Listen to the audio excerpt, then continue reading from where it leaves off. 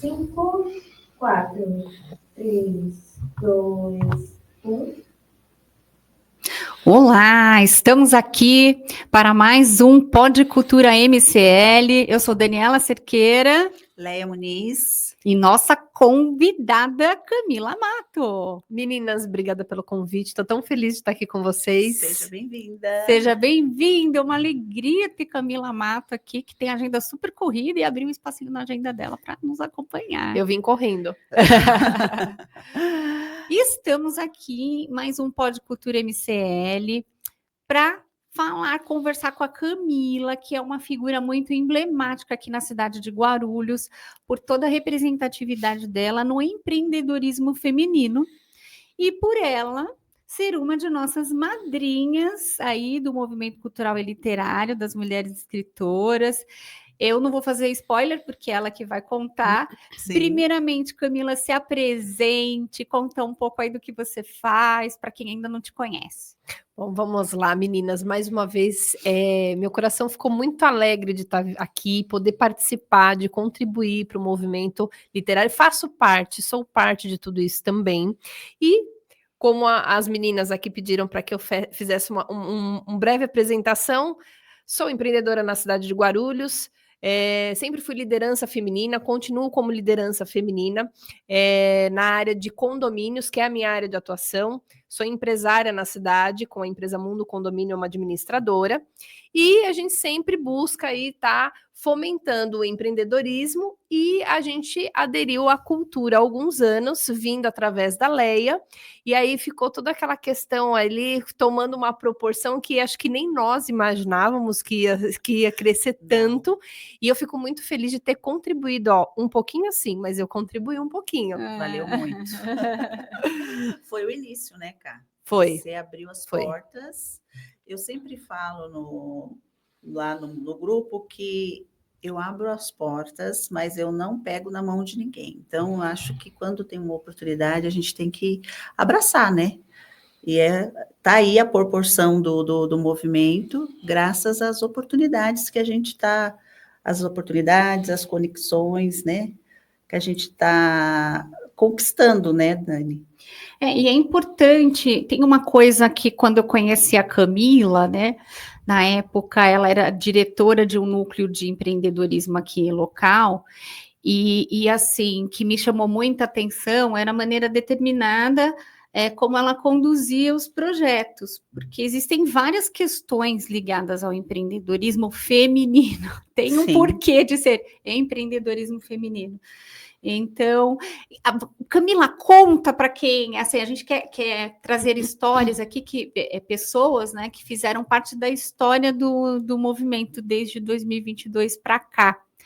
E a Camila, houveram dois momentos muito importantes, né, da Camila aí no movimento cultural e literário. Uma é que foi ter dado a oportunidade da gente começar esse movimento numa entidade de classe local, no qual ela estava diretora na época, né, de nascer ali uma oportunidade de vamos começar e dar esse espaço, porque todo mundo fala em sororidade, mas o meio feminino é muito competitivo. Demais.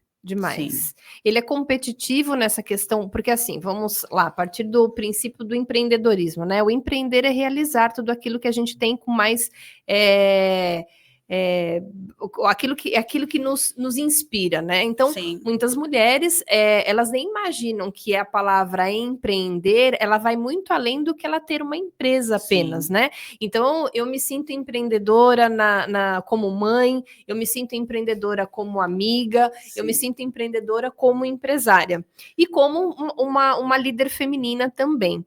Então, ou seja, é algo que eu conquistei, e isso é muito meu, em qualquer ambiente que eu possa, eu tenho um perfil de liderança, e isso me deixa muito, muito feliz, mas ao mesmo tempo, quando eu estava frente a um núcleo de empreendedorismo feminino da cidade, a Leia me trouxe essa parte cultural, onde ela, na verdade, ela abriu os nossos olhos, não só meu, como de todas as mulheres que ali faziam parte, para que realmente a gente tivesse um olhar mais carinhoso para a cultura. De que forma é que a cultura se encaixa no empreendedorismo, né?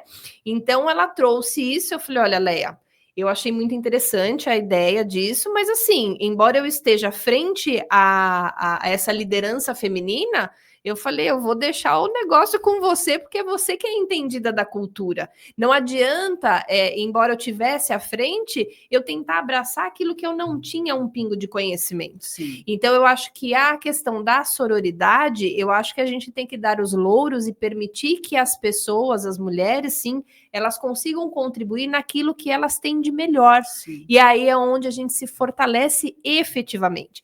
Então, quando a Leia trouxe essa questão do movimento cultural, não teve essa questão da vaidade, ou porque eu estava à frente, ou porque Sim. tínhamos outras mulheres tão capacitadas de outras categorias de trabalho, por que não fazer?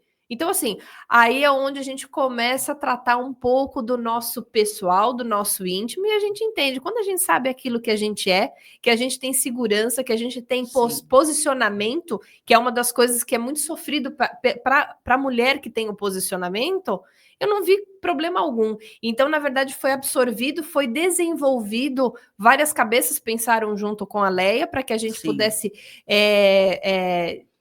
desdobrar essa questão da cultura, e vieram outras coisas aí, no entanto, uma coletânea maravilhosa da cidade de Guarulhos. Sim, verdade. Isso, e a Camila, olha só, porque tinha uma coisa muito bacana no nosso grupo, que a gente trocava muitas ideias em relação a tudo que a gente ia fazer.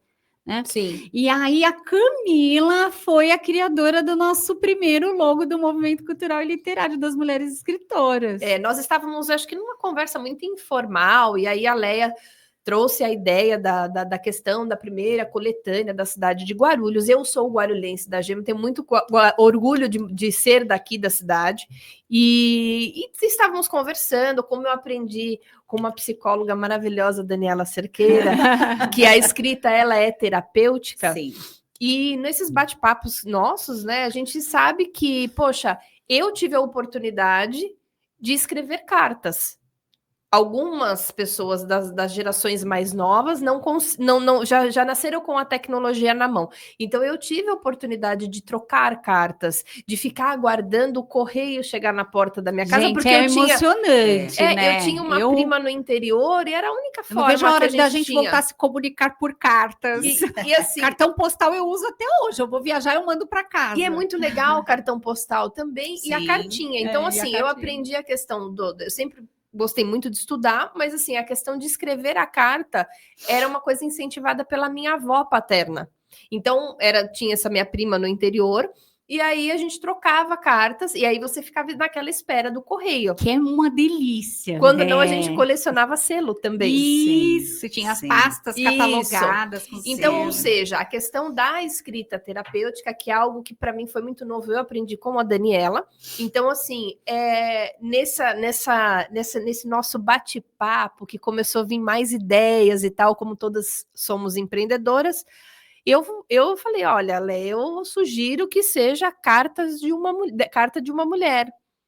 Cartas de mulher, carta de uma mulher nessa linha. Mas assim, eu não imaginava que realmente ia fazer muito sentido, porque eu entendo que todas nós, ou por um momento muito feliz, ou por um momento de chateação, ou por qualquer questão, a gente tem o hábito de escrever. Eu tenho um risco e rabisca na minha mesa. Eu sou do papel, eu preciso estar ali com aquela questão, porque aquilo ali me faz memorizar as coisas, até o que eu preciso fazer no dia seguinte, mais do que a agenda digital. E aí, com essa questão, quantas pessoas deixaram de dizer alguma coisa para outra? Então, ou seja, foi uma forma que as mulheres, com alguma história bem guardadinha lá no fundo da tua vivência, do teu coração, ela conseguiu colocar isso nessa coletânea guarulhense. Ficou uma obra maravilhosa, né? Porque os feedbacks não param. Inclusive, ela está viajando aí, né? Pelo Brasil. Pelo Brasil, e a gente está trabalhando para que vá para fora do Brasil, na verdade. Através Já está aí com o pezinho da Europa. Exatamente. E, então, a Camila teve participação na escolha do nome da coletânea, da primeira coletânea, Na criação do logo. na criação do primeiro logo do movimento, que é o que nós usamos oficialmente até hoje. Sim. Então, é uma das fundadoras aí. É uma Ela alegria fala muito que tem grande. um pouquinho, né, Mas de tem bastante, participação, tem mas são bastante. participações muito importantes, né, que, como vê, olha o sucesso, né? É como o apoio e o acreditar é importante quando a gente fala em empreendedorismo feminino, porque se a Camila não tivesse esse olhar da cultura, no sentido, precisamos tratar a cultura com mais carinho, temos pessoas aqui que podem fazer isso, Podem Leia, fazer pode, isso, assume essa pasta sua, né? Não teria acontecido isso, esse espaço da escrita, que tem tantos desdobramentos, né? Tão importantes, porque a escrita é terapêutica, como você falou, tem muita gente que não consegue se expressar através da fala, porque é muito, eu brinco, né? Você é muito pobre emocionalmente, não tem um repertório emocional onde aprendeu a se expressar. Sim. Então, até que você desenvolva isso, vamos escrever? Escreve. Tá com raiva? Escreve. Tá feliz? Escreve. Tá com muitos pensamentos, eu brinco, chuva de pensamentos automáticos vindo. Põe no caderninho, põe no papel. Daqui a 2 dias, lê o que você escreveu. Será que aquela tempestade toda, aquele problema gigante, era tão grande mesmo? Exato. E eu acho interessante que essa participação, não só a minha, mas de outras mulheres também, mas aí eu falo por mim mesmo, eu não imaginava que a cultura era tão capaz de atingir tantas pessoas, Sim. dela gerar movimentos, dela gerar questões financeiras, dela dar retorno, porque eu não imaginava. É um universo que muitas vezes é esquecido. É esquecido por empresas que não acabam aderindo a qualquer tipo de movimento cultural ou de um incentivo simples da leitura dentro da empresa. Né? Sim. Então, assim, a Leia veio ensinar algo tão fantástico. Aí eu vejo tantos lançamentos de livro da Daniela como escritora. Eu acabei sendo coautora também de um livro que eu tive a oportunidade de escrever sobre a minha história, que foi empreender ao mesmo tempo quando eu descobri que estava grávida do meu filho. Então, ou seja, foi assim, eu tive 2 empreendimentos, né? Então, foi o filho e foi a empresa. Então, assim, eu relato isso e é muito importante. Então, assim, você vai lá, você dedica o seu tempo para você se concentrar. E, às vezes, gente, quando a gente entrega de coração, sai tanta coisa legal nessa escrita. Muita Sai o coisa recado, legal. né? Porque, na verdade, Escreve já- com coração, daí sai né? o recado. É o legado da sua família, porque você Sim. está compartilhando, sei lá, eu fico sempre Sim, falando com isso, né? certeza. Porque, sei lá, seus netos, ai, minha avó, lá em 2023, Não, e eu 2024, escreveu um livro, Eu falei participou de um esses dias, livro, eu falei né? esses dias até no escritório lá, tava falando com as meninas, né? Que a gente é dos anos 80, assim, ninguém precisa falar um pouquinho da idade, mas assim, o que acontece? A gente passou por uma transição de tecnologia Sim. que a gente conhece os 2 mundos, né? A era que não tinha tecnologia alguma, então a gente usava ainda, como que é? Bombril na ponta da antena, Isso, porque é. não tinha o sinal digital, Sim. e ao mesmo tempo, hoje a gente conseguiu se adaptar muito bem em relação a essa questão de... Opa, o telefone não pode atrapalhar na hora do podcast. E a gente se adaptou tanto com essa questão do digital. Então, ou seja, esses dias eu estava lá devaneando para variar, porque às vezes eu tenho uns insights assim. Eu falei assim, poxa, os meus netos vão conseguir procurar o meu nome na internet e ver um monte de participação que eu tive, não só em livro, como podcast, como liderança feminina. Sim. Olha que legal. Sim. Quando que nós, com os nossos avós, Sim. iríamos saber o que eles deixaram de legado, a não ser que alguma família muito criteriosa deixasse um jornal da época guardado, Sim, ou sim. a história fosse contada de geração em geração, né? É muito louco a gente imaginar que hoje a gente é capaz de deixar esse Camila, registro. É impressionante. Isso que você está trazendo é tão profundo que tem a ver com as nossas raízes, isso da Sim. ancestralidade que você está trazendo, porque a maior parte das pessoas, por exemplo, no momento terapêutico, eu falo assim, vamos resgatar um pouco da sua história, Uhum. me conta um pouco da sua história. E aí a pessoa conta ali e tal. Aí eu falo assim, não, agora a gente vai falar da sua árvore ancestral. A pessoa acha que ela sabe muito. Só que aí a gente abre o flip chart e fala, Uhum. vamos lá, aqui é você, aqui é seu pai e sua mãe. Aqui, então, os seus avós maternos, paternos, seus bisavós... Nanana. Aí, dos bisavós, é impressionante, dependendo da faixa etária, para cima, ninguém sabe de nada. De nada. Então, eu convido a pessoa a fazer uma pesquisa com os familiares mais experientes da família, os mais velhos. Olha, chegou o momento de você fazer uma entrevista com quem da sua família vai te trazer o resgate da sua história. Exato. Então, vamos questiona lá o que o bisavô fazia, o que a bisavó fazia, onde morava, qual era a atividade laboral, o que gostava de fazer. Exato. E aí vem grandes descobertas, assim, a respeito de mas muito forte, mulheres apagadas que não se aparecem as histórias. E ela era dona de casa. Aí eu sempre pergunto, tá, e ela fazia o quê? Ela lavava roupa para fora, ela fazia comida, ela passava roupa para fora, mas ela só era dona de casa. E olha como se a dona de casa não trabalhasse demais. Isso! E aí eram famílias, assim, sei lá, 6, 8, 10 filhos, muitos filhos, e a mulher, além de toda porque é para fazer um resgate dessa árvore ancestral, entender essa questão do feminino, do masculino, e de que quer dizer, hoje você, aí para as mulheres, hoje você é a mulher mais bem paga da sua árvore ancestral? Como que isso? Porque assim, para você chegar até aqui, muita gente lá atrás teve que se esforçar muito. Desbravou muita situação, né? É isso. E como é importante a gente entender essa coisa dos trabalhos manuais que eram feitos, os trabalhos de escrita.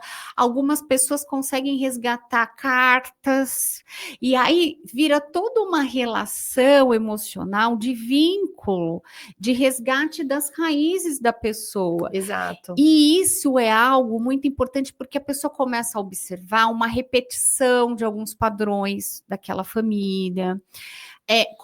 A gente começa a olhar também questões ligadas à saúde, mesmo física. Então, meu avô, meu bisavô era diabético. Então, eu tenho alguns sintomas já, mas eu não sabia. Coisas assim, muito peculiares, assim, que de repente hoje as famílias se veem com essa coisa do celular, da tela, e não falam sobre isso. Então a gente precisa ter um movimento, né, Leia, de resgate dessa história das famílias, e a escrita é a maneira de você ter isso, não? E nada mais é do que a cultura de cada núcleo familiar. Que isso é algo que por muitas questões aí, ela vem se perdendo. Então, assim, vendo que a Dani acabou de pontuar, para nós da minha família foi muito engraçado, porque a gente começou a mexer com a documentação de cidadania. Sim, é um momento especial, né? De resgate. E quem acabou encabeçando a busca dos documentos fui eu. Então, nisso, quando você começa a levantar um monte de documentos, você vai buscando documento de cartório, falando com as tias mais velhas. Vocês não lembram? Porque a gente precisava da data de nascimento, porque eu precisava achar... onde foi batizado. E eu precisava achar uma certidão de nascimento do meu bisavô na Europa. Então, assim, gente, peraí, ele tinha a entrada do registro no Brasil, mas... E aí, eu preciso saber quem que ele é, porque eu preciso ter um norte para ir procurar em um outro país, com uma outra língua e tudo mais.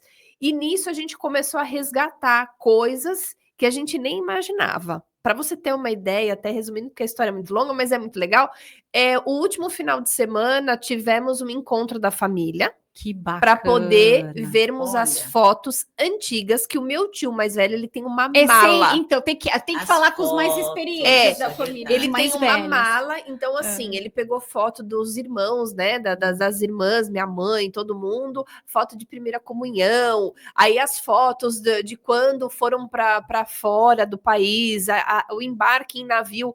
Poxa, é resgatar algo que faz muita diferença na nossa vida, e culturalmente a gente começa a entender que algumas tradições vivenciadas dentro da nossa casa, ela é vinda do almoço de família da casa da avó, Sim. o tipo de prato que era feito. Então eu comecei a relembrar algumas situações de quando eu era pequena. Eu falava, caramba, mas a minha mãe fazia esse prato, mas é uma tradição italiana que meu avô trouxe. É muito Da legal. onde surgiram as Não é tradições. só raízes, né? Na verdade, é valores, né? Vem Exato. aquilo que, como você diz, a cultura da família, seus valores, quem é você? E através da coletânea, eu vejo que muitas... Estive lá, lógico, no lançamento, com muito prazer. Eu vi que várias mulheres que escreveram a sua carta na coletânea, elas estavam dedicando aquela história a alguém. Sim, As pessoas que partiram e não deram tempo de falar. sim. Quanta coisa guardada estava ali. Então se torna tão rico cada detalhe, cada Uma história vivência ali. mal entendida, né? Então tem histórias de várias linhas. E eu acredito que isso vai tomar uma proporção cada vez maior, não se tornando apenas pode ser copiada essa coletânea para outros municípios, Com né? certeza, Por quê? com Porque certeza. aí a gente começa a ter a tradição local, para que a gente deixe registrado na biblioteca local de cada cidade. Sim. E é isso que o movimento vem trazer. Essa coisa de ter catalogado, ter uma história ali para ser contada. E você sabe, Camila, que esse ano nós tivemos a oportunidade de participar da Bienal Internacional do Livro. Sim. E também da Flip, né? A Feira Internacional Literária lá em Paraty. E a gente vem percebendo que estamos num momento muito de renascimento de espaços de leitura, de cultura, de música, que é um efeito meio ressaca pós-pandemia, porque na pandemia a gente se deu conta que sem cultura ia ser insuportável passar por uma pandemia. E aí a gente começou a valorizar a poesia, a escrita, a música, a dança, né? Quando tinha algo cultural, aquilo tornava os dias pandêmicos de isolamento menos cinzentos. Sim. Como isso foi tão necessário para nossa sobrevivência mental. Foi. Nesse período de isolamento. Porque, querendo ou não, eu acredito que, embora tenha sido uma extrema tragédia que a gente vivenciou da pandemia, mas eu acho que fez com que cada um de nós olhássemos para dentro de nós. Sim. A gente enfrentasse coisas que, muitas famílias, às vezes os problemas de convivência estavam dentro do lar e tiveram que administrar esta convivência forçosamente. Vai ter que era enfrentar a própria terceirizado, né? família. Exato, é agora, Era né? terceirizados esses. Não, era terceirizado, Léo. A pessoa saía para trabalhar e só voltava tarde da noite e não vivia no próprio espaço, não Sim. se dava conta do espaço que era o seu lar, né? Sua Referente casa. aos filhos, terceirizava a escola, né? E essa parte cultural, ela foi importante. Bom, eu adoro um filme, eu adoro a Eu leitura, gosto também. eu adoro fazer bordado. Então, ou seja, hoje em dia, como que você vê alguém passando, como que se faz um bordado de ponto cruz para o outro? São Então, tradições familiares importantes. Exato. Isso que você trouxe, por exemplo, da comida, das receitas, das tradições da família, ter essa preocupação de passar, né? Eu sou de família nordestina, tenho uma parte da família que é nordestina, e minha avó, quando ela foi chegando numa certa idade, tem vídeo no YouTube da minha avó fazendo cuscuz, mas é um cuscuz muito específico que a gente brinca lá em casa, que é o sucrilhos de baiano, né? Porque a minha família é da Bahia, por parte materna, meus avós, tal, e aí tem uma peculiaridade na preparação do cuscuz, que ele é feito cuscuz com coco, só que a finalização dele é com preparo de coco, leite condensado e leite, e aquilo você põe por cima do cuscuz. Então vira um sucrilhos. Então viram sucrilhos que a gente brinca, né? Que é o sucrilhos da Bahia, que é o sucrilhos da Bahia. E então a gente falou assim, puxa, vó, e aí os meus primos mais jovens gravaram e colocaram isso no YouTube. Então a gente tem hoje essa possibilidade também, né, de registrar isso na escrita, no vídeo, de diversas formas. E isso é o que nos torna mais fortes nos momentos decisivos da nossa vida. Com certeza. É parar e pensar, puxa, né? Como que minha avó, em que momento que minha avó com 5 filhos despencou lá da Bahia aqui para São Paulo, porque ela queria proporcionar uma educação de mais qualidade para as filhas, viu? Que esse lugar aqui não vai, nossa, não vão virar o quê aqui? Então, minha avó, se eu tenho hoje a possibilidade de ter uma filha, de eu ter me formado, né?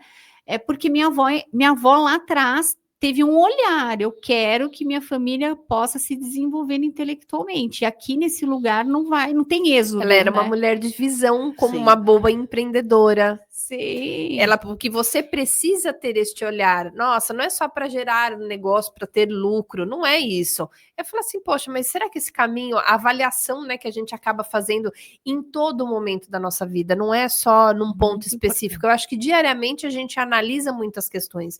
E aí é onde a gente faz o empreender, né, o realizar das coisas da E nossa ela era vida. comerciante, ela fazia contas de cabeça. Ela tinha até quarta série, Sim. fazia contas de cabeça, ela era comerciante. Olha Ela que veio legal. para cá e abriu uma mercearia aqui de produtos da região lá onde eles moravam. Então, você vai falando assim, puxa, que força que essa pessoa tem. E eu acho que quando a gente consegue resgatar assim, esses recortes da nossa família, da nossa história, eu, pelo menos nos meus momentos de maior desafio da vida, eu falo, puxa, eu tô reclamando disso, eu tinha que ficar envergonhada, porque imagina, minha avó tinha 5 filhos, né?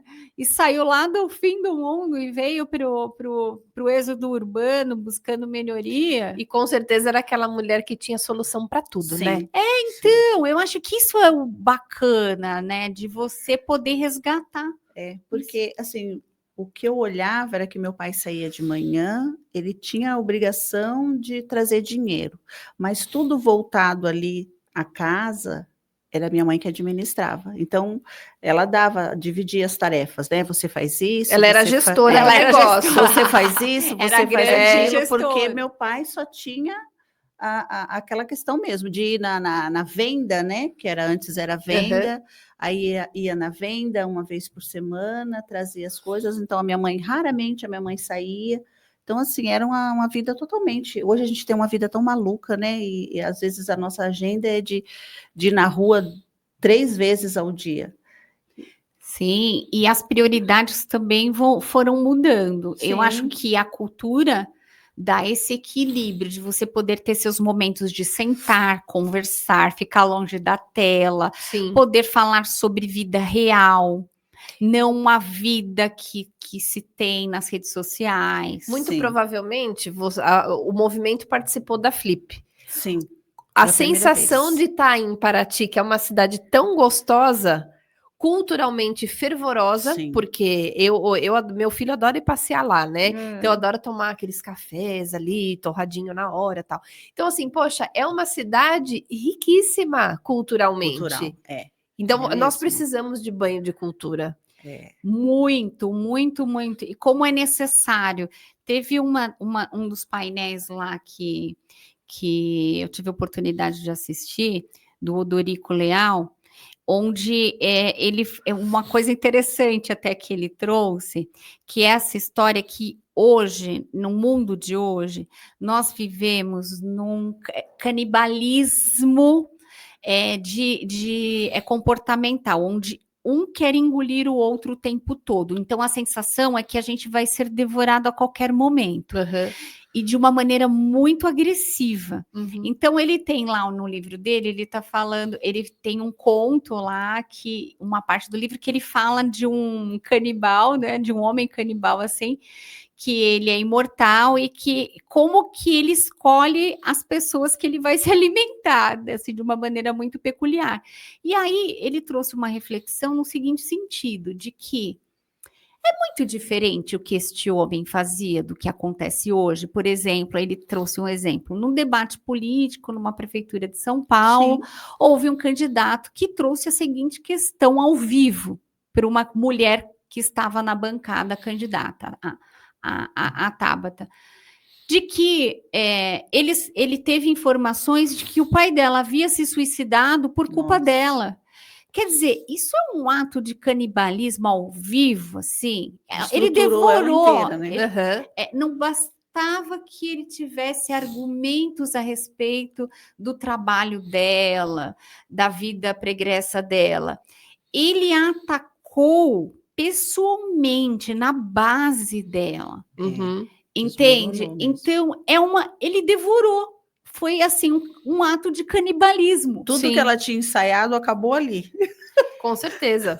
Então, como as pessoas que a gente se relaciona hoje têm atos de canibalismo deliberadamente. E no empreendedorismo a gente encontra muito isso. Sim. Né? Então, ou seja, por isso que essa questão do autoconhecimento ela é importante para que a gente tenha sempre aquele direcionamento, que você tenha a estrutura emocional para que quando alguém tente te devorar, você consiga ter esse equilíbrio, né? Então, é aquela história, a questão que a gente falou no início da sororidade, da mulher em si, eu acredito sim que a mulher ainda ela é muito competitiva, eu não acredito que a sororidade seja algo que a gente possa falar de uma forma natural entre as mulheres, porque não tem. É verdade. Então, ou seja, acho que tem muita coisa para amadurecer. eu posso ter a sororidade desde que não haja um destaque, porque se você se destacar um pouco mais, eu vou te devorar de qualquer maneira, a qualquer preço, a qualquer custo, né? Então, ou seja, as pessoas, na verdade, elas têm que olhar para si, para ver que realmente naquilo Precisa que estar muito bem resolvido. e naquilo né? que elas são extremamente competentes e também reconhecer daquilo que elas são incompetentes. É. Porque existe, nós não somos 100% ótimas em tudo que fazemos, Sim. de forma nenhuma, Não. mas essa é reconhecer. Então, ou seja, se eu não reconhecesse num período em que a Leia trouxe a parte de cultura, eu falasse, não, eu vou fazer a cultura, não, eu não sei, eu sou incompetente nisso. E tá tudo certo. Ter Eu um não vou momento- deixar de ser a Camila por conta de Sim. não entender a fundo como a Isso Leia. não me enfraquece, Jamais. isso me fortalece. Não, é uma porque eu- visão. Tem que ter, então, mas você tem que ter uma visão muito evoluída. Mas uma disso, coisa não? me fortalece, que eu tenho a melhor da cultura perto de mim. Isso. Entende? É um É. pensamento. Eu tenho esse fortalecimento, da tá bom? soma, né? Um Eu falo pensamento assim, da soma, do fortalecimento. Eu falo assim, então, Do ou seja, agregar, a né? gente agrega, a gente se contribui, mas fala assim, não, mas eu quero andar com as melhores. É isso. E sozinha também você não vai a lugar nenhum, Lógico né, que Ká? não, claro que Hoje, não. assim, a gente está em um movimento que cada dia cresce mais e a nossa fomentação é o quê? Cada vez mais, né? Mais pessoas, mais mulheres, é onde a gente consegue fazer algo. Na verdade, é a multiplicação da voz do movimento, né? É a multiplicação da voz no movimento, e tudo isso que a gente está falando aqui faz tanto sentido, que é assim, quando a gente percebe que vão chegando pessoas novas, mas que, por que não faz isso? Porque não faz? A gente faz. Aí chega um momento que fala, peraí, isso daí é nosso pilar de valores, a gente não vai abrir mão disso. Exato. Então, isso é importante. Acho que ter esse pilar de valores bem estabelecidos, porque vão surgir ideias, eu acho que vão surgir renovações, porque o tempo todo a gente é feito de renovações, mas tem alguns pilares inegociáveis de valores pessoais, né? O respeito, a integridade, a transparência, que são coisas para nós, dentro do movimento, que a gente enxerga como pilares. Sim. Isso daqui não dá para abrir mão.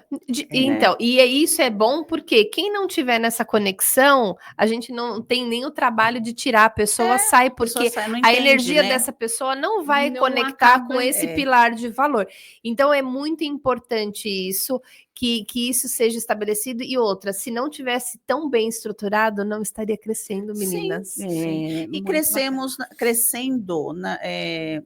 de uma forma com estrutura, né, Cá? Porque não adianta crescer. Às vezes as pessoas falam, por que você não faz isso? Por que você não faz aquilo? Então, assim, a gente está caminhando de uma forma com os nossos passos, né, na medida que a gente consegue, e nada tumultuando, embora as coisas aconteceram, em 2 anos tudo aconteceu, né? Mas isso que é bom, né? Porque tá no caminho certo, as coisas se encontram, aquilo que é bom se encontra, e a coisa ganha força, né? E flui de forma gostosa, natural, né? E toma proporção que deixa, fala assim, poxa, porque às vezes, quando a gente está em algum projeto, seja ele qual for, que às vezes a gente está dando muito murro em ponta de faca e o negócio não está acontecendo, muitas vezes é hora da gente dar um passo para trás, revisar a rota e partir para um outro caminho. Então, todo o projeto do movimento, ele começou com muita com uma base sólida, Sim. você pode ter certeza que ele, então, tá no caminho certo, porque Tá. o negócio já desenrolou em 2 anos, um Em monte de 2 coisa. anos. Em 2 anos, em 2024, nós vamos internacionalizar o movimento, né? Onde estamos aí preparando um embaixador internacional. Ele mora na França e ele vai ser o nosso embaixador do movimento. Ai, que chique, eu faço parte disso. Não, e é muito interessante porque a Leia, ela tem uma coisa de ser muito gregária, né? Então, onde a gente chega e começa a conversar, e a Leia sempre cabe mais um, sempre tem um espaço, sempre tem um jeitinho. Aí eu brinco, eu falo, nossa, Leia, como que vai caber tudo isso daí que você tá querendo fazer? Calma, vai Calma. dar certo, vai caber, vai. E isso transmite, assim, uma segurança ali, um suporte, e no final dá tudo certo. Aí chega, uma olha para a cara da outra e fala, puxa, deu certo. Deu certo, né? Que bom que devagar deu e tudo certo. sempre. E nós temos, Camila, planos e novidades para 2025, né? A Leia vai contar aqui algumas novidades aí, que da próxima coletânea, Leia, quando será aberto o próximo edital?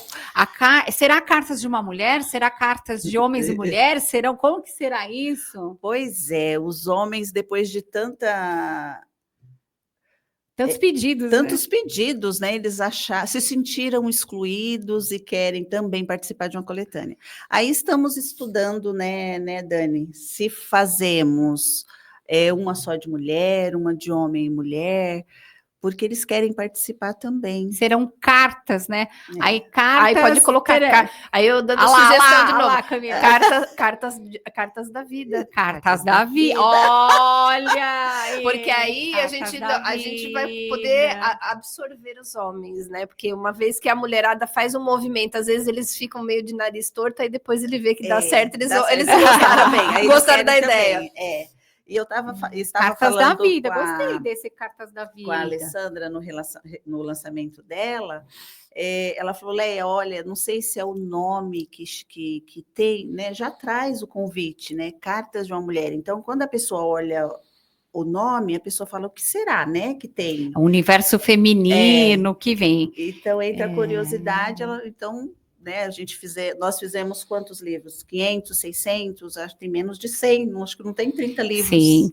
Olha que legal. Provavelmente vamos ter que rodar uma segunda edição. Eu acredito que tem que continuar a Cartas de Mulher, do jeito que ficou, com mais edições aí, e criar uma para os homens. Cartas da Vida, eu gostei Cartas da Vida. Olha, o fato é que em fevereiro a gente vai abrir os editais, em fevereiro de 2025, os lançamentos sempre vão ocorrer em junho. Então, dá tempo de todo mundo escrever, participar, ficar tudo pronto. A agenda vai ser essa, né, Leia? Sim. Hoje nem dá, né, Cássia? Você lembra que antes a gente trabalhava muito com sarau, a gente vai incluir os workshops por ser importante, né? Porque no workshops você ensina até como se constrói um livro, como tira da cabeça, põe... Então, acho que workshops é importante, onde vamos trabalhar com mentores, né? Estamos criando aí também... A gente está fazendo a agenda de 2025, mas a gente vai manter essa coisa dos workshops para preparar as escrituras que querem engavetar os projetos, a estruturar isso, a preparar a questão emocional, né? Porque a pessoa chega muito assim, insegura, mas eu vou me expor, vão saber o que eu penso, porque tem essa parte também da escrita. A escrita, gente, é você ter a coragem de ficar nu na frente de todos. Os seus pensamentos serão expostos através da sua escrita. E aí, praia de nudismo, né? Não, e outra, você vê, às vezes as pessoas têm a insegurança de se mostrar numa história, num conto, até que não seja nada da vida, mas apenas fictício. E às vezes está aí escondido um excelente escritor, uma escritora. Grandes talentos, essa é a ideia. Essa é a ideia. A gente quer pôr para fora, né? Quer que as pessoas colocam para então, fora. A ideia é trabalhar com 2 movimentos dentro do movimento. Então, um movimento de dar andamento em novas edições das coletâneas, e agora agregando o público masculino, Camila já vai ser aí a madrinha da coletânea masculina aí, Carta da Vida. Se eu conseguir 3 nomes das próximas coletâneas, eu já posso pedir música no Fantástico. temos aí a continuação da segunda edição do Cartas de uma Mulher, que, olha, isso na Flip, Camila, foi um sucesso. Foi um alvoroço. Ô, Leia, Foi. conta para nós como que foi o encontro com um grupo de mulheres lá do Sul, do Rio Sim, Grande do Sul, quando elas vieram conhecer o Cartas de uma Mulher lá no Sim. Espaço de Escritores Independentes. O que chamou a atenção delas foi o banner, né, de um movimento de mulheres. Ela falou, nossa, um movimento de mulheres? A gente tem um movimento de mulheres, mas a gente não está sabendo administrar. Aí eu falei, mas que pé que tá, né, o movimento? Ela falou, a gente fez uma coletânea. E ela falou que juntou 70 mulheres na primeira coletânea. Caramba, foi Olha, bastante. Ousadas, né? E ela falou que só que elas não sabem administrar Elas não isso sabem tudo. estruturar. Vai Porque lá, é uma Leia, dá um show para dificuldade. essas mulheres. Não, aí Porque é elas- uma dificuldade de todo mundo que, quando começa a trabalhar com a cultura. Exato. O caminho, né? Fazer isso que a gente faz, vamos fazer uma agenda e tal. E, inclusive, elas querem, fizemos uma parceria delas participarem da nossa Teremos um momento que coletânea. iremos para o Sul e terá um momento que elas do Sul virão para Elas Guarulhos. Olha que legal. Então, elas falaram, a gente participa da coletânea de vocês e vocês participam da nossa coletânea, vamos fazer essa troca, né? essa Essa A conexão. gente vai para aí, vocês vêm para cá. Falei, legal, né? E é isso, né, cara? E esse intercâmbio de Sim. vivências é o que vai tornando a cultura tão rica, porque com certeza esses momentos de irmos para lá, esses momentos delas virem para cá, a possibilidade de ter contato com as obras individuais de cada Sim. coautor ali da coletânea, esses momentos são de muita troca. E regiões diferentes, que já Sim. traz uma Olha. bagagem cultural tão diversificada de outras culturas locais que fazem toda a diferença. E essa profundidade, então, Leia estava lá, aí tinha um livro de uma das autoras, né, a Rosa Mascarenhas, que ela fez questão de ter o livro em braille. Surgiu uma pessoa que estava lá visitando a feira, que é uma escritora de Santos, que ela tem um livro em espanhol, porque ela lançou o livro na Argentina. Ela, puxa, a gente conversando, puxa, o nosso livro, de repente a coletânea, a gente também pode fazer uma edição em espanhol, para que os autores dessa língua, né, luso aí, façam... Como que a gente faz esses intercâmbios, entende? Então, você vai puxando um fio que ele tem muitas possibilidades de diversificação de línguas, né? E de diversidade mesmo. Então, o braille, a questão de escrever em espanhol, traduzir para o espanhol ou para o inglês, que são, se você for pensar, é isso que torna o homem possível de se comunicar, é a linguagem. Sim, nas suas diversas modalidades. Exato. E se a gente para pensar, para fazer uma análise básica, quando a Leia trouxe a ideia da cultura, a gente imaginava que o movimento ia ser muito tímido.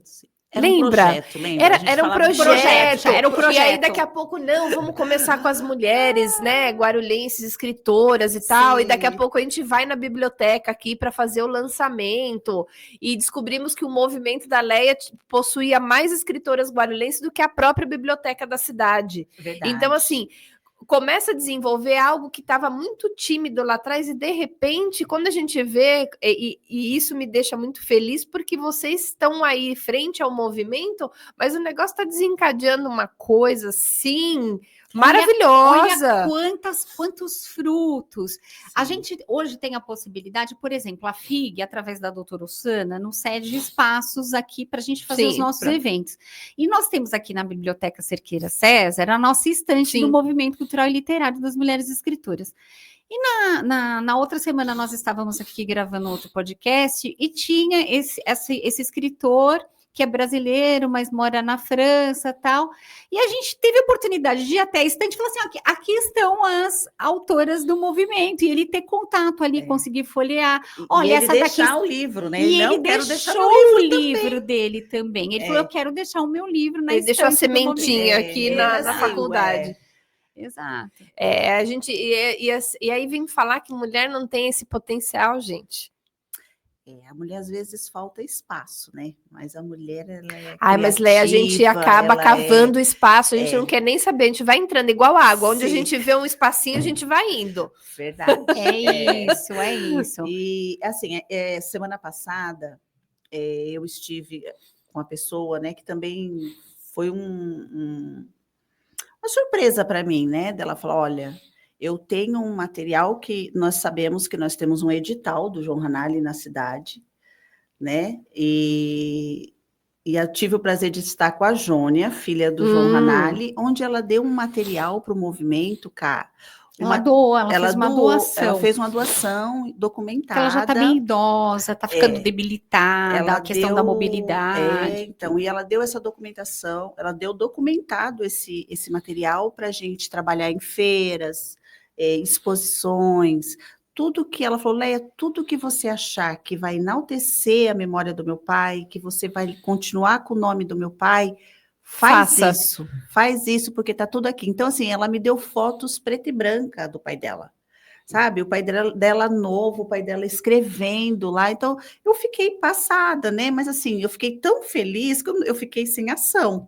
E ela falou, é tudo do movimento para vocês trabalhar, eu vejo o trabalho de vocês, é maravilhoso, a forma que vocês, né, fomentam a cultura, a forma que vocês acolhem os artistas, os escritores. Então, o meu pai ia amar isso, porque meu pai era guarulhense, meu pai fazia por Guarulhos, meu pai não gostava de aparecer, meu pai gostava de fazer, né? Estava precisando, ele ia lá e fazia. Mas o maior acervo da história da cidade era dele, né?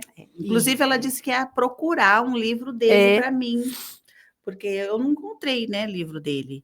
Aí ela falou, eu vou ver lá nos meus livros, se eu tenho o livro do meu pai, eu vou trazer para você. Porque eu gostaria muito de ler um livro dele.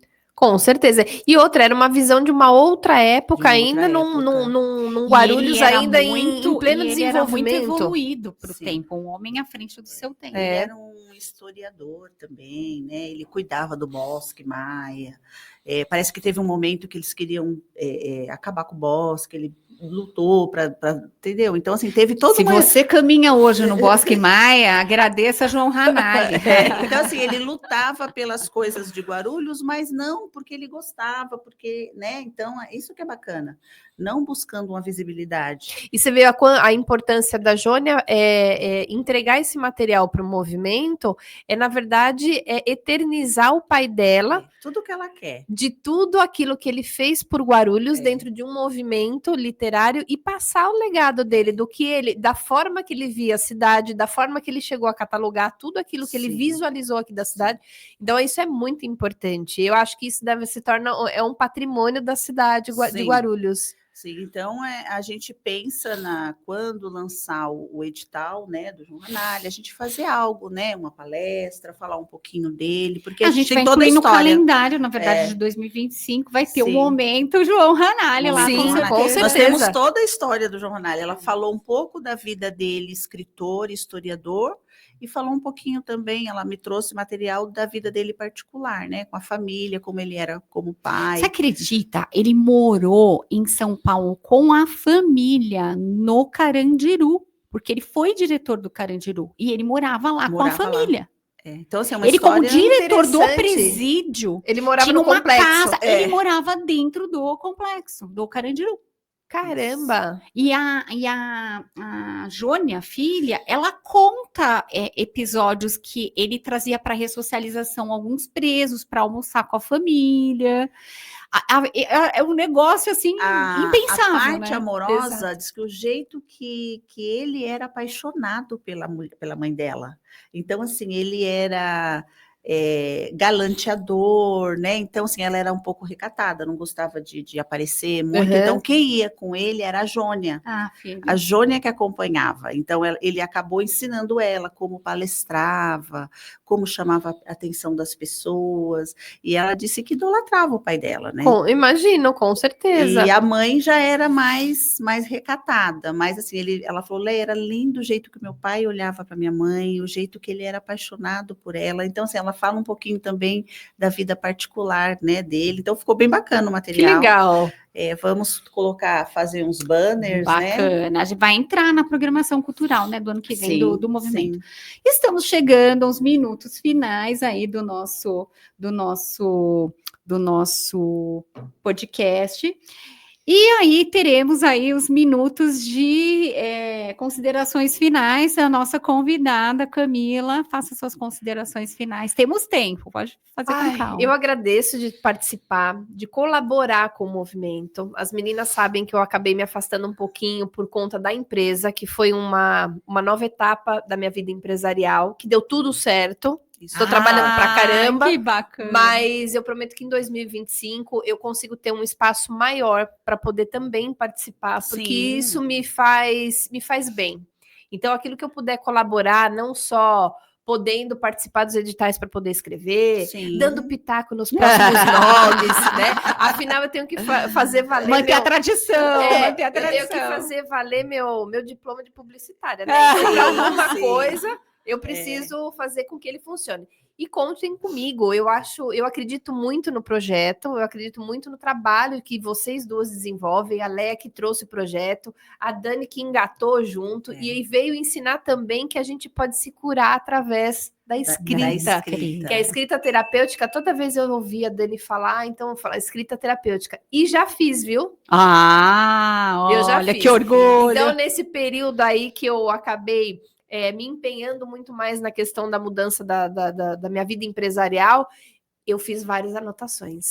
Eu tenho lá na minha gaveta, ó, um caderninho. Olha, que eu vou lá tem e livro, assim, eu acho que tem livro no forno. Para 2025. Para 2025. Então aguardem. Porque, olha, eu falo, no meu ramo de condomínio, eu tenho, na verdade, crônicas de um condomínio. Várias histórias muito engraçadas para contar. Seria muito interessante, hein, Camila? Eu já pensei, eu preciso, na verdade, gravar algumas coisas, porque eu tenho muitas histórias que acontecem dentro do ambiente da administradora. São casos reais que se tornam cômicos. Como mistura, né? Um doméstico com...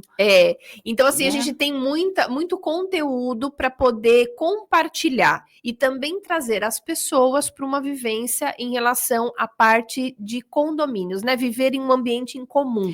Então, a gente consegue... Viver em sociedade. Exato. Numa micro-sociedade condomínio, né? Então, a partir do momento que tem regras de convivência. E quando a gente consegue... Como que alivia isso, traz leveza. Quando a gente consegue se adequar numa micro-sociedade, eu sempre falei nos meus 16 anos aí de administração de condomínio, quando a gente consegue se adequar numa micro-sociedade, a gente está preparado para viver numa macro. Então, se a gente sabe o nosso local, onde respeitar o outro, ter a questão de se colocar, né, no lugar do outro, respeitar as regras, regulamento interno, a gente começa do pequeno e aí sim a gente consegue aprender a cobrar os nossos legisladores, o prefeito, a gente sabe se comportar não jogando lixo na rua, então é do micro para o macro. Então tem história aí que dá para gerar, dá para viver em um livro por aí. Que daria. E esse é um tema, é uma área hoje, porque claro, nos grandes centros urbanos a gente vive em prédios, né? Em condomínios. Verticalizou, né? Praticamente tudo. E isso outro dia eu estava ouvindo, acho que na rádio, falando alguma coisa sobre pessoas com pets, e os pets que lá tem muito pela manhã, nos finais de semana, essa questão da convivência, né? Tem muito. Que é o que eu faço. Puxa, gente, eu quero dormir no domingo e o cachorro do meu vizinho fica latindo desde não sei de que horas da manhã, como que faz com isso? E aí uma pessoa fala assim, puxa, eu fiquei preocupado, porque que esse cachorro late tanto? Será que ele está alimentado? Será que ele está sendo amado? Será que ele está sendo cuidado? Porque é um sintoma ali daquela família. Exato. E é muito além do que simplesmente o outro não gostar do pet, né? E aí o que a gente vê como enfrentamento... Uma dos vieses, é uma pílula, né? só que a gente pode falar. E assim, o que a gente vê na convivência que pode gerar algum conteúdo muito relevante para a área é exatamente quando o síndico, né, ele tem a sua presença no confronto, modo de se dizer, da relação entre síndico e condôminos. Entenda, o síndico, ele tem que lidar com vários núcleos familiares. Então, por isso que ele tem que ter um preparo emocional para que ele saiba que aquilo muitas vezes não é o pessoal, não é a gestão dele, Ter mas a sensibilidade de a entender o que é pessoa. dele e o que é da família ali, então, né? aqueles núcleos familiares que compõem aquele condomínio, cada um tem a sua peculiaridade e acaba às vezes estourando nele, que inconscientemente as pessoas despejam nele. Eu vou além, tá, Camila? Cada um tem a sua neurose, porque no mínimo neurótico todo mundo é. Então, o negócio E às vezes não é culpa do síndico, mas as pessoas querem fazer você acreditar que eu fico só olhando no grupo. O ser humano, ele vive para achar um culpado, é a neurose, né, em ação, não a tem culpa jeito. é da pessoa, ela coloca em quem ela quer. Verdade. Meninas, contem comigo para este Obrigada. movimento cada vez Muito mais obrigada, crescer, Camila. e o que eu puder colaborar, estou Já aqui. saíram, olha, Camila é tão maravilhosa que ela já trouxe vários insights aqui que a gente vai incluir já no planejamento de 2025. É isso aí. Quem é bom faz ao vivo, acabou Sim. de fazer isso aqui. Sim. Leia, considerações finais. Obrigada, Cá, por ter aceitado o nosso convite. O movimento está de portas abertas, né? Principalmente para você que ajudou a construir, né, esse movimento de hoje.